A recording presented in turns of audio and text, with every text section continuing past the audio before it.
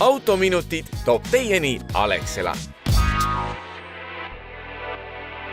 Kõik Eesti kütusemüüjad on kohustatud ringlusesse laskma mootorikütuseid, mis sisaldavad biokomponenti.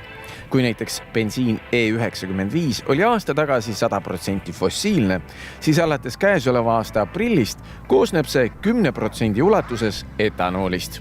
Kuidas muudab uus süsteem autoomanike elu, sellest annab ülevaate Alexela juhatuse liige Maria Helbling. Mis täpsemalt on biokütused ja kuidas neid toodetakse? No, biokütused on üldiselt biomassist toodetud siis vedelad või gaasilised kütused. Meil bensiini ja diisli sisse lähevad etanool ja biodiisel ja gaasi sees siis biometaan.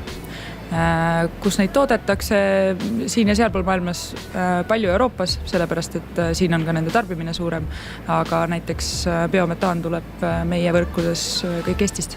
Biokütustele üleminek toimub vähehaaval ja esimene tõsine samm on juba paari kuu pärast. Kuidas see mõjutab autojuhtide elu? Ega ta tavalise autojuhi jaoks oluliselt midagi ei muudagi.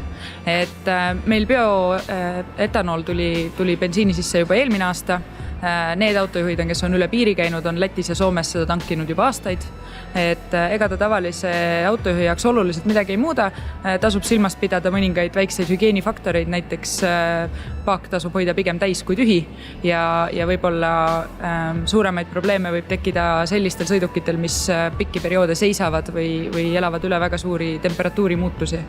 Et kondensatsioon kütusepaaki võib tekkida sõltumata sellest, mis kütus seal sees on, et lihtsalt biokütused on tundlikumad sellele tekkivale veele ja selles on kogu vahe. Et nii-öelda pikemaks perioodiks seisma jättes ennem paak täis panna, see soovitus oli ka varem. Ainsana jääb kütustest puutumata bensiin 98. Miks nii? 98 bensiin on niigi kõrge oktaanarvuga ja põleb hästi. Sellel on ka biolisandi lisamine mõnevõrra keerulisem kui tavalisele bensiinile ja sellepärast. Milliseid tähiseid hakkavad uued kütused kandma? Uued kütused kannavad ikka täpselt samu nimetusi nagu seni, et ikka diiselkütus ja bensiin ja gaasid.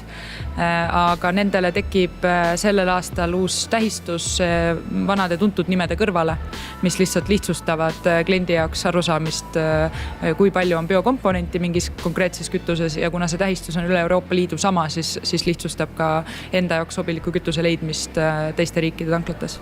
Seal on siis 3 tähistust, on ruut, ring ja romb. Rombid tähistavad gaase ja sinna rombi sisse on kirjutatud siis lihtsalt vastava gaasiliikasta. See on CNG, LPG, mida meie siis teame autogaasi nime all, LNG, veeldatud maagaas või siis vesinik H2. See on kõige lihtsam. Bensiini hakkab tähistama E ja selle järel on number, mis näitab, kui mitu protsenti on bensiinis biokomponenti. Meil siis võib E10 hakata nägema sellest aastast. Ja biodiisli puhul siis B tähistab biodiislit ja selle taga samuti number, mis näitab, kui mitu protsenti biokomponenti on diiselkütusesse sisse pandud. Mõne automargi kütuseluugi siseküljele võib olla kleebitud märgis No Bio. Kas see tähendab, et biolisandiga kütust ei tohi üldse lisada või käib see pigem 100% biokütuse kohta? No bio tähendab seda, et sinna ei tohiks panna 100% biokütust. Ehk tõesti sünteetilist diislit ei tasu no bio paaki panna või biodiislit. Aga sellises kontsentratsioonis biokomponendid, nagu nad täna on meie kütustes, selliste autode puhul ei tohiks probleeme tekitada. Millist mõju avaldab biokütuste osaline kasutuselevõtt keskkonnale? No pigem ikkagi positiivselt, et lokaalselt Eesti mõistes loomulikult heitmete vähendamine on üks oluline punkt.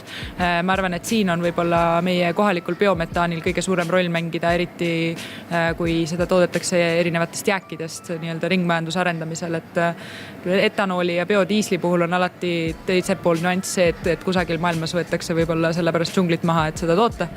Aga biometaani puhul ei ole seda kahtlust, et see Eestis toodetakse siiski äärmiselt jätkusuutlikul meetodil.